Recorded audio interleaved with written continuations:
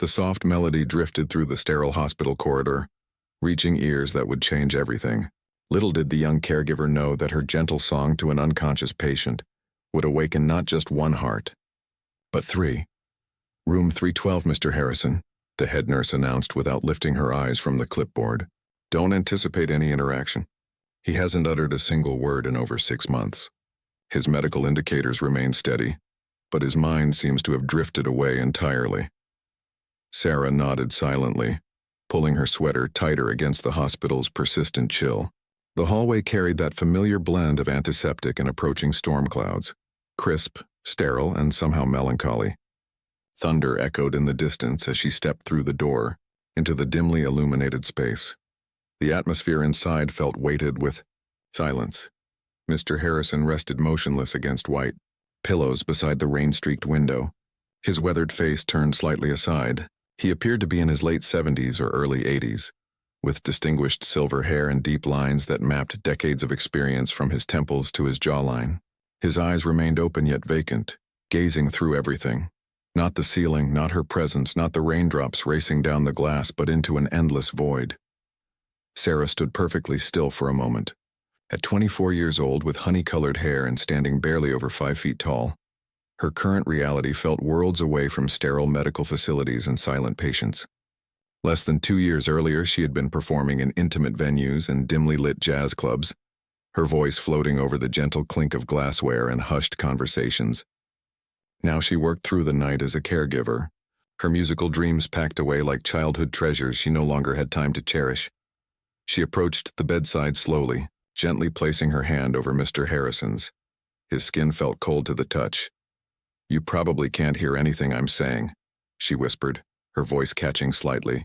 "But I used to perform once. My father always told me that music could help people feel less alone in the world." She paused, studying his motionless features. The medical monitors maintained their steady rhythm behind her. Indifferent to the moment, without conscious thought, she settled into the chair beside his bed, leaned forward slightly, and after taking a deep breath, began to sing. "Though your heart may be breaking, keep on smiling, even when it feels like falling apart." Her voice emerged soft and uncertain at first, but filled with warmth. The words floated gently into the stillness, filling every corner of the room. She continued singing, her voice growing more confident with each note, even as tears threatened at the corners of her eyes. Beyond the doorway, someone froze in their tracks. Marcus Harrison, in his mid-30s, stood motionless just outside the room.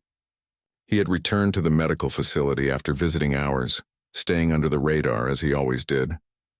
The staff recognized him, wealthy, influential, untouchable, the son of the renowned William Harrison, but they also knew better than to expect warmth or extended visits from him. Marcus maintained his distance deliberately. He handled the financial obligations, authorized treatments, and managed paperwork, but avoided everything else. He hadn't planned to arrive this late tonight. He'd only come to deliver some documents, perhaps steal a quick glance inside as he sometimes did, never lingering, never entering. But tonight, something stopped him completely. A voice not loud or showy, but heartbreakingly beautiful in its raw honesty. He moved closer, just enough to peer through the narrow gap between door and frame.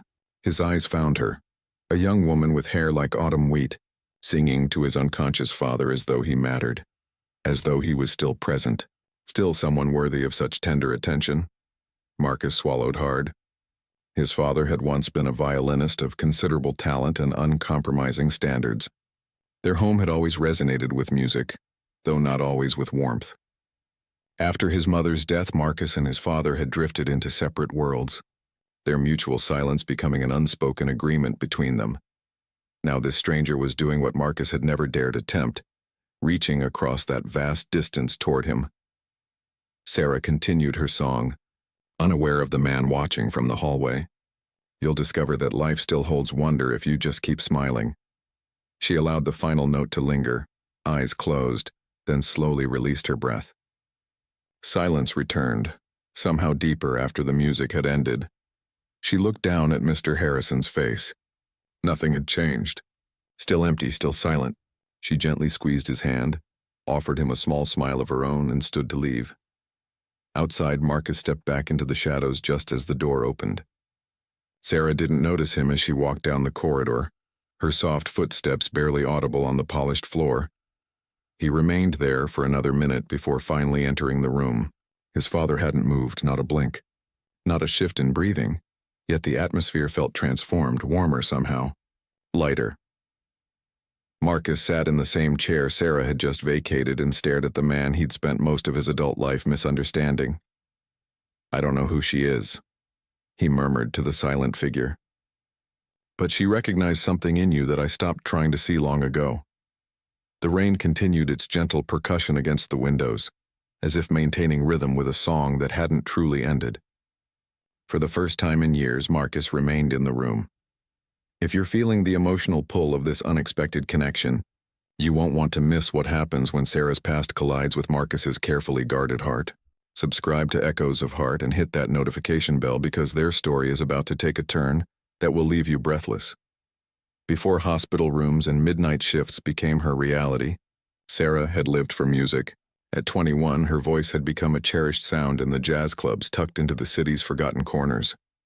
She performed with a warmth that lingered in the air long after her final note, a voice that could quiet an entire room without effort. Her regular venue was an intimate club called Blue Moon, where devoted listeners would arrive early, just to secure seats closer to the small stage. She never sought fame or fortune. Sarah simply wanted to sing songs that carried meaning. For a while, that was enough. Then came Derek. He was charming, older, and claimed to understand the music business. He became her manager, her boyfriend, her entire world. He made promises about booking opportunities, recording contracts, a bright future ahead. She believed every word until the night he vanished without explanation. She returned home to an empty apartment. No belongings left behind, no farewell note. Just her savings account drained completely and her guitar missing. Everything she had worked for was gone. Her world collapsed in devastating silence. No more performances, no more stage lights, just unanswered questions and overdue rent notices. She disappeared from the music scene like a melody cut short before its resolution. Caregiving had never been part of her plan. It began as a desperate attempt at survival. A neighbor who worked for a staffing agency helped her find temporary work in a hospice unit. 1 week extended into 2, then became months. She kept her history private and no one asked questions. In her scrubs and ponytail, she was simply another quiet young woman doing difficult work that others avoided. She never sang until meeting Mr. Harrison. Something about his appearance, lying there so still and alone, reminded her of her father. He had passed away in a hospital room identical to this one. Fluorescent lighting, antiseptic smells, and the constant beeping of heart monitors. She hadn't arrived in time to say goodbye. That memory haunted her still. When she first saw Mr. Harrison, something stirred deep within her. He looked so distant, so unreachable, like someone drifting away on an endless sea. Without thinking, she began to sing. Though your heart may be breaking, keep on smiling. It wasn't a performance. It wasn't rehearsed. Her voice emerged soft and uncertain, but each note drew something deeper from her soul. She wasn't singing for applause or approval, just for him. She sang as if reaching across a dark, silent void, hoping that wherever his mind had traveled, he might somehow hear her voice. When the song ended, she expected no response, and received none. But for the first time in years, she felt her voice mattered again. She returned to her duties quieter than before, but carrying a strange lightness in her chest. She couldn't explain it, just that somehow she had sung not to be heard, but to be present, to offer something beautiful into a space that had forgotten beauty existed. That was enough. What Sarah didn't realize was that someone else had been listening, someone who had not only heard every note but would never forget a single word. The connection forming between these 3 hearts is about to deepen in ways none of them could imagine. Don't forget to subscribe to Echoes of Heart, because what happens next will show you how music can bridge any distance, heal any wound, and awaken love when you least expect it. Marcus Harrison was 33 and possessed everything money could buy. As CEO of a rapidly expanding technology corporation, he owned a penthouse overlooking the city skyline, wore custom-tailored suits, and maintained a calendar booked months in advance.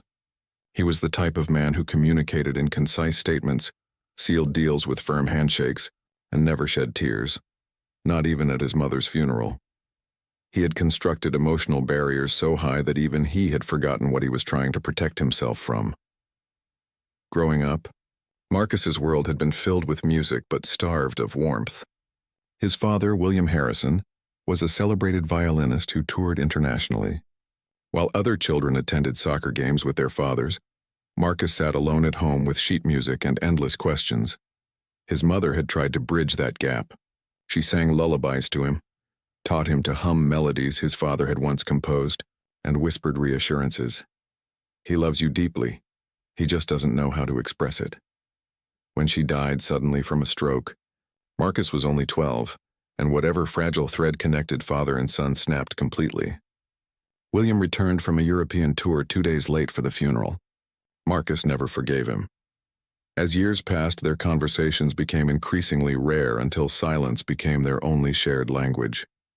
When William collapsed from a stroke nearly a year ago, Marcus handled every detail: the private medical facility, the paperwork, the premium care arrangements. But he never once entered the room. He told himself there was nothing left to say between them. Then that night, as he passed room 312, he heard her voice. That voice. He didn't know the young woman, just caught a glimpse of blonde hair and gentle features through the cracked door. But her voice cut through him like nothing ever had. Not because it was technically perfect, but because it was hauntingly familiar. She was singing Smile, his mother's favorite song. The one she used to hum when Marcus couldn't sleep. The one William had played on violin just once years ago, the night before his final international tour. Marcus hadn't heard that melody in over 2 decades. But now, hearing it in the darkness, sung with such tender care to a man who hadn't spoken in months, something broke loose inside him. He remained in the hallway long after the song ended, staring at the door he had avoided for nearly a year. That night, sleep eluded him completely. The following evening, he returned. He still didn't enter the room, but stood there again, hands buried deep in his coat pockets, listening as the young woman, Sarah, he would later discover, sang softly, unaware of her hidden audience. For the first time in a decade, Marcus allowed himself to truly feel grief, guilt, and the smallest spark of something he had buried long ago. Hope that perhaps not everything between him and his father was irreparably lost. The third night, he brought a chair from down the corridor and positioned it outside the door. He didn't speak a word. He simply listened to her voice, to the silence, to the sound of his own heartbeat. When Sarah sang Smile again, Marcus closed his eyes. He could almost hear the violin, almost hear his mother's laughter, almost feel something beginning to thaw inside the frozen space he once called a heart. For the first time in his adult life, Marcus stayed until the very end. Their worlds are about to collide in the most unexpected way. Subscribe to Echoes of Heart now, because you won't believe what happens when Sarah discovers her secret listener, and how one moment of eye contact will change everything between them forever. For the next week, Marcus arrived at the medical facility every evening just before 9 o'clock. He never entered room 312. Instead, he positioned himself several feet from the door, leaning against the wall with arms crossed and eyes closed, listening. Each night brought something different from Sarah. Soft jazz standards, timeless ballads, sometimes just humming a lullaby he couldn't identify but somehow remembered. Her voice was never loud, never polished like a professional performance. It was raw, warm, and quietly aching. It reminded him of rain on windows, of fireplace warmth, of the home he'd wished had existed rather than the mansion where he'd grown up. She never noticed him, or so he believed. One evening, Marcus arrived later than usual. He stepped into the hallway just as Sarah was tucking a blanket around Mr. Harrison and whispering goodnight. When she turned toward the door, she stopped abruptly. They both froze. He was caught mid-step. She blinked in surprise. "I'm so sorry," Sarah said quickly, her voice flustered. "I didn't mean to. Was my singing too loud?" Marcus shook his head slowly. "No, you weren't." She tucked a loose strand of hair behind her ear, visibly nervous. "It's past visiting hours. I usually don't sing this late." He studied her for a long moment, then spoke softly. "Please don't stop." She tilted her head, confused. "Don't stop what?" "Don't stop singing," he said. "Your voice. It brings him back somehow." Sarah's expression softened, her nervousness easing slightly. "I'm not certain he can hear me." "He can," Marcus replied with quiet conviction. "I believe he hears more than either of us realizes." There was a pause. I've noticed you here, she added cautiously. Most nights standing just outside the door. Marcus gave a half smile. Yes, that would be me. The guy who lurks in hallways without saying anything. She laughed quietly. I'm Marcus, by the way. I know, she said, then immediately looked apologetic. I mean, people talk, the nursing staff. Of course they do, he said, amused. And you're Sarah, she nodded. Nice to finally meet you officially. They stood in the hallway for a moment longer than either expected. The distant hum of medical equipment filled the silence. You used to perform professionally, didn't you? Marcus asked suddenly. Sarah blinked in surprise. How did you know? Your voice, he said simply. There's something unmistakable about it. She hesitated. I did a few years back. Small venues, intimate clubs, nothing major. What made you stop? She looked down. Life happened. Betrayal, financial problems, the usual story. He didn't press for details. Instead, he glanced toward his father's door. He used to play violin professionally, Marcus said. Traveled constantly. When I was young, I thought he cared more about music than about me. Sarah remained silent, allowing him to speak. After my mother died, he continued, we barely communicated. I built my entire life without him. It seemed easier that way.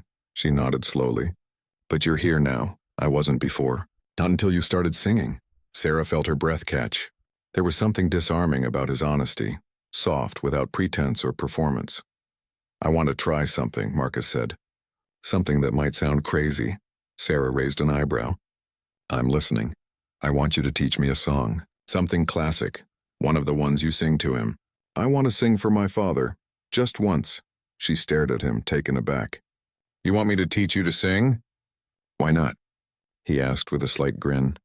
You've already awakened something in him. Maybe if he hears it from me, maybe he'll remember.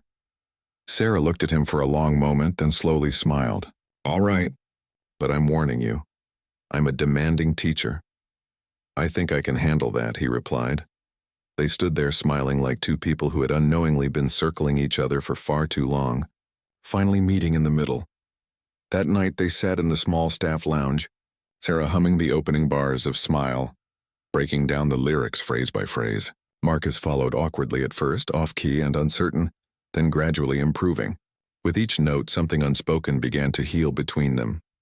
For the first time in years, Marcus Harrison didn't feel like he was merely visiting his father.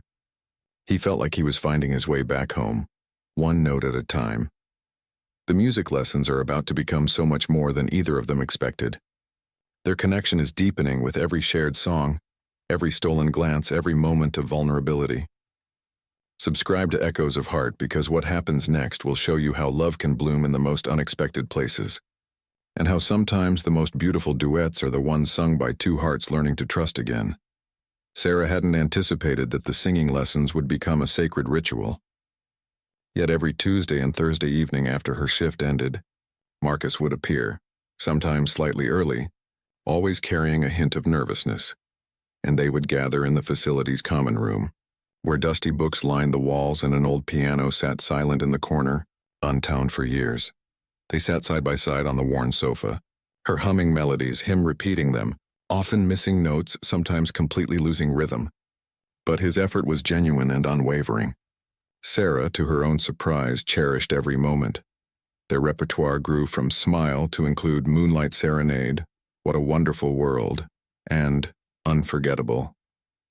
Marcus stumbled over lyrics, mumbled through verses, and occasionally laughed so hard he had to begin again, but his voice strengthened with each attempt, never perfect, but honest and deeply human.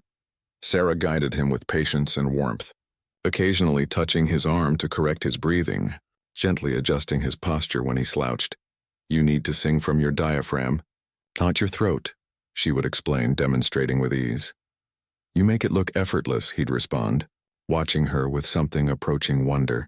Between the harmonies and laughter, something deeper began to form, something soft and unspoken, like a song neither had sung yet but both instinctively understood. Marcus began bringing dinner to their sessions, homemade meals. Chicken soup one evening, lasagna the next, and once an ambitious attempt at her favorite butternut squash risotto. How did you know I love this? She asked, eyes widening in surprise. You mentioned it once at the vending machine 3 weeks ago, he replied. She blinked. You remembered that? I remember everything you say, he said without hesitation. Sarah felt something shift in her chest, something warm and potentially dangerous. Between sessions, Marcus started helping with her practical tasks, carrying heavy laundry bags, replacing water coolers, even scrubbing a stubborn stain from the floor outside her assigned wing.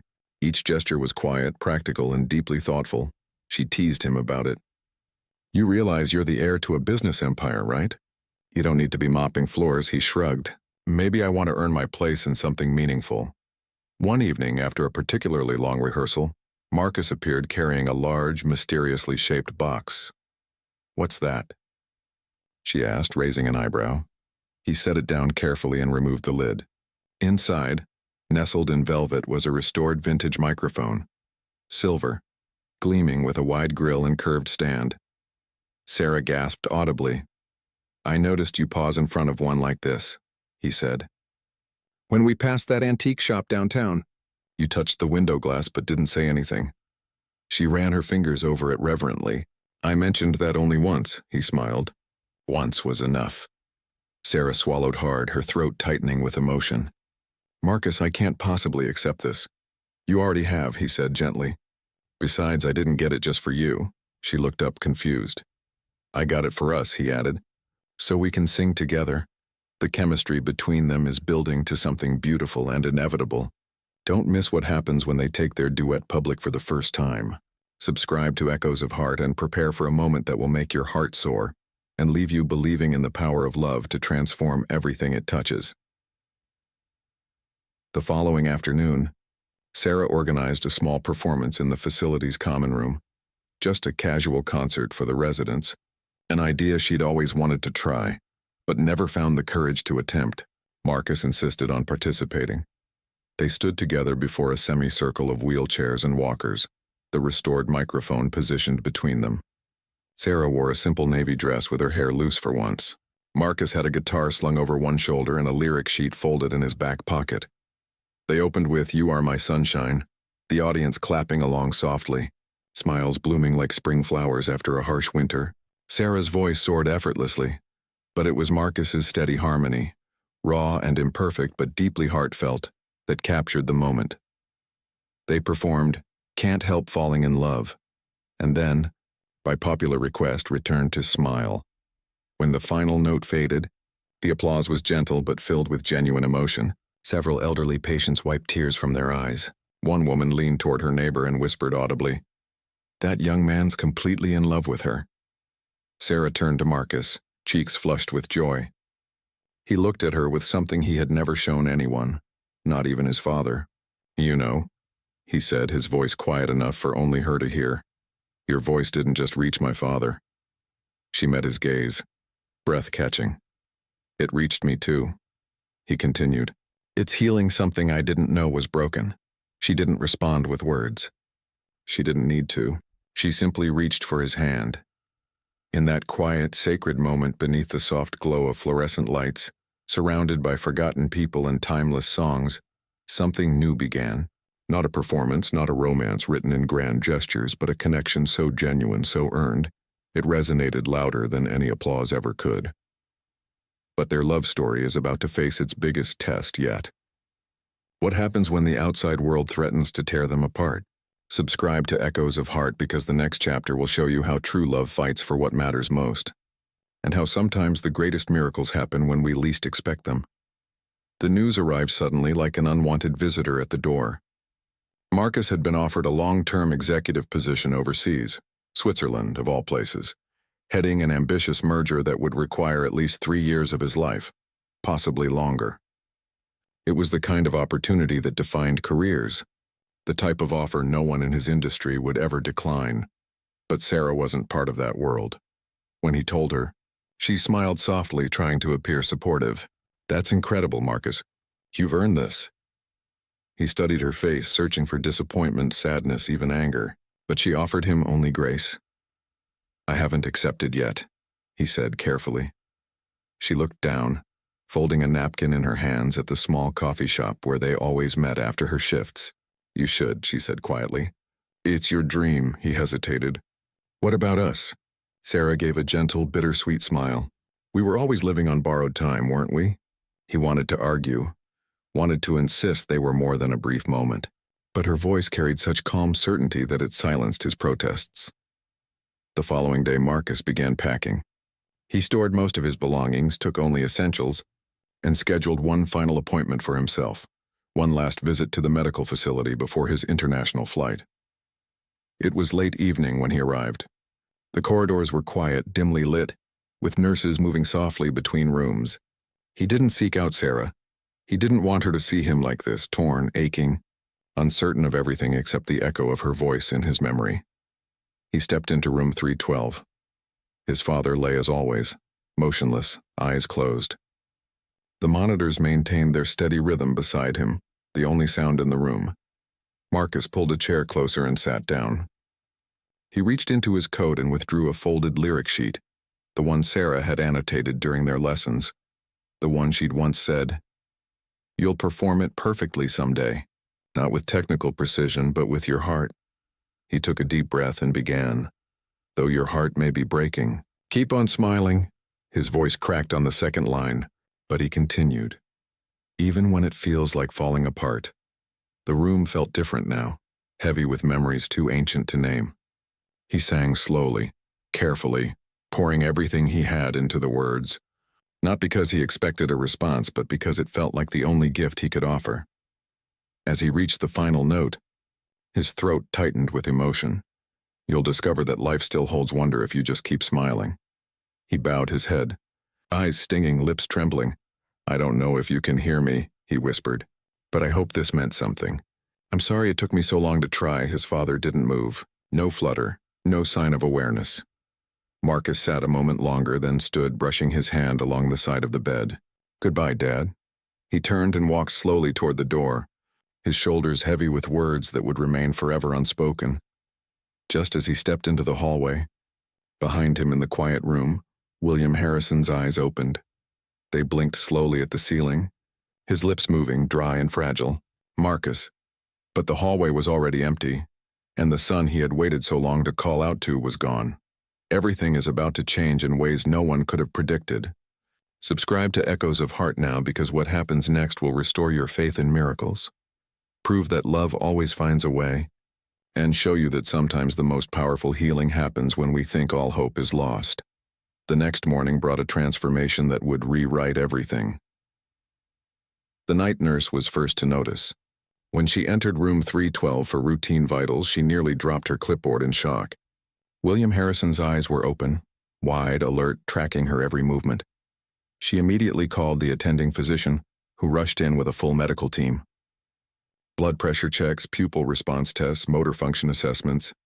Everything indicated signs of returning consciousness.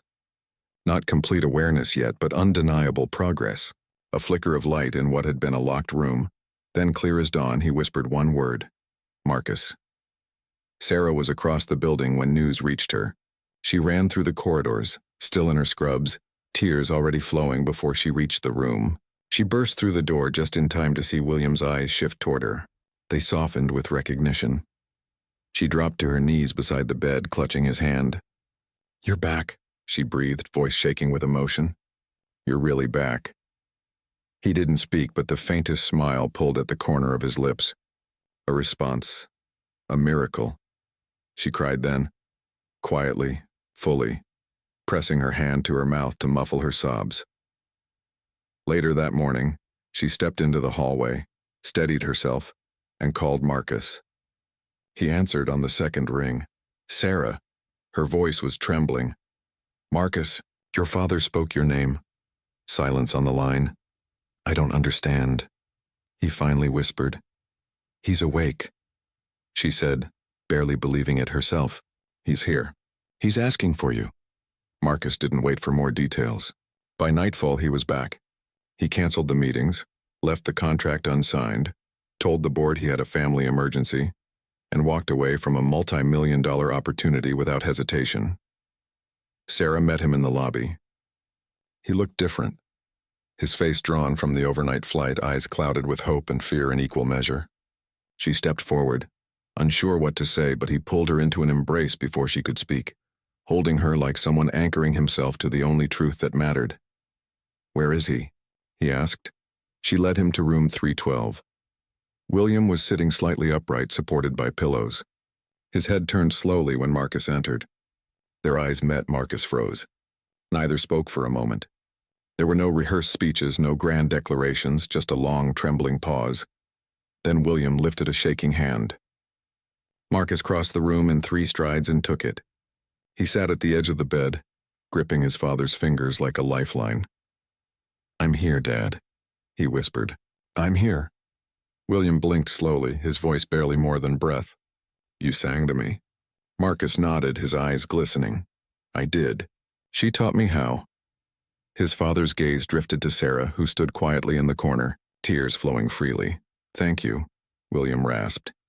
Sarah smiled through her tears. Later, after the medical team cleared the room, Marcus found Sarah sitting in the garden courtyard behind the building, her hands folded in her lap. He sat beside her and reached for her fingers, holding them tightly.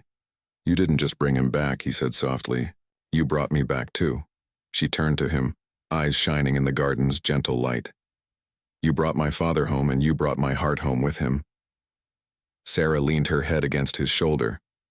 In the stillness of that moment, surrounded by blooming flowers and the quiet hum of life beginning again, they simply sat together. 2 hearts once scattered, now returned to where they belonged. But this is just the beginning of their miraculous love story. Subscribe to Echoes of Heart, because what happens 1 year later will show you how music, love, and family can create the most beautiful symphony imaginable, and how sometimes the greatest performances happen not on grand stages, but in the quiet moments when hearts choose to sing together. 1 year later, music returned to the corridors of the medical facility, not from speakers or radio, but from the heart of room 312. William Harrison, once thought lost to eternal silence, now sat in the garden courtyard on a crisp spring morning. A violin rested gently beneath his chin, his fingers trembling not from weakness or fear, but from the overwhelming emotion of holding his instrument again. Sarah sat beside him, sheet music fluttering on a stand in the gentle breeze. Marcus stood nearby, carefully tuning an acoustic guitar with quiet concentration. The past year had transformed all 3 of them. William's recovery had been gradual but steady. Physical therapy, daily practice, and the quiet miracle of human connection had brought him back far enough to play again, far enough to smile, far enough to say "I love you" to the son he had once pushed away.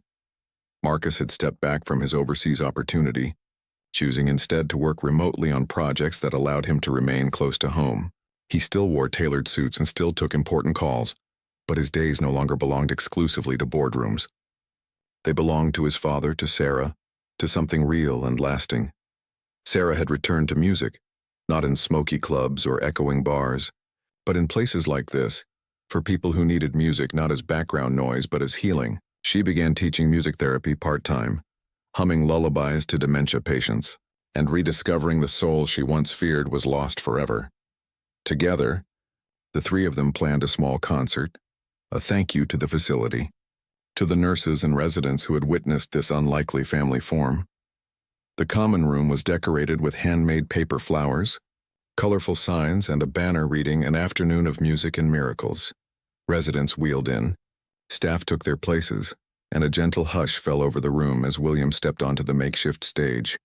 His violin cradled lovingly in his hands. Marcus followed with his guitar. Sarah approached the microphone wearing a simple white dress, her hair flowing in loose curls. They opened with "Smile," the song that had started everything. William's bow moved gracefully, slower than in his prime but rich with emotion. Sarah's voice soared stronger than ever, seasoned by time and healing. Marcus's strumming provided their foundation, steady and true, a quiet heartbeat beneath the melody. When they finished, the room erupted in gentle applause. Some residents clapped slowly, others wiped their eyes. A few whispered "Beautiful" again and again, but the performance wasn't over. Sarah took a small bow, then began to step away from the microphone. Marcus stopped her gently. "Stay," he whispered. He set down his guitar and pulled something from his jacket pocket, a small velvet box. The audience quieted, holding their breath. Sarah froze, eyes wide with surprise. He dropped to one knee. "I wasn't sure what love was," he said, voice trembling slightly but steady. Not until I heard it in your voice. In the way you sang to my father. In the way you brought him back to life. He opened the box. Inside was a simple gold ring set with a single sapphire. You don't wear masks or armor, he continued. You wear light. And somehow you illuminated the darkest corners of my world. Tears spilled down Sarah's cheeks as she pressed her hand to her mouth. I don't need a spotlight or a stage or a perfect plan. I just need you. He looked up, eyes filled with something sacred. Will you marry me? The room burst into soft gasps and gentle cheers. Sarah laughed through her tears, nodding enthusiastically. Yes, of course, yes. Marcus slid the ring onto her finger, stood, and pulled her into a tender embrace. From his chair nearby, William pushed himself up, not easily, but with determination. A nurse moved to help him, but he waved her away. Step by step, he crossed the room to them. He reached out, took Sarah's hand in one of his, Marcus's in the other, and then quietly began to cry. The applause that followed was thunderous, not because of the performance or even the proposal, but because every soul in that room understood what had just occurred. Healing, love, home. Marcus turned back to the microphone, cleared his throat, and said, "If you'll allow me one more moment." The room fell silent again. She didn't know, he began, that when she sang to my father, she wasn't just singing for him. She was composing a new song, one for me, one I didn't even know I needed. He glanced at Sarah, his voice thick with emotion. She gave me back my father. And in doing that, she gave me back myself. He paused, then smiled. I used to think I wasn't meant for love, that home was something you earned or purchased or pretended to have. But now I know it's something you find. He reached for Sarah again, and I found mine in her. The room rose to its feet. In the crowd, one resident wiped her eyes and whispered, "That's the kind of love you don't see in movies." But maybe, just maybe, it was the kind you found in real life. For Sarah, Marcus, and William Harrison, it was only the beginning of the greatest song they would ever write together. If this story touched your heart, please carry its melody with you, just like Marcus carried Sarah's voice into the quiet corners of his life. Here at Echoes of Heart, we believe in the transformative power of love, healing, and second chances. Stories like this remind us that sometimes the smallest acts, a song, a touch, a whispered name, can change everything. Don't forget to like this video, subscribe, and hit that notification bell so you never miss a story that could stir your soul and warm your heart. Thank you for being here with us. Remember, home isn't a place. It's someone who sings your name back to you when you've forgotten the words.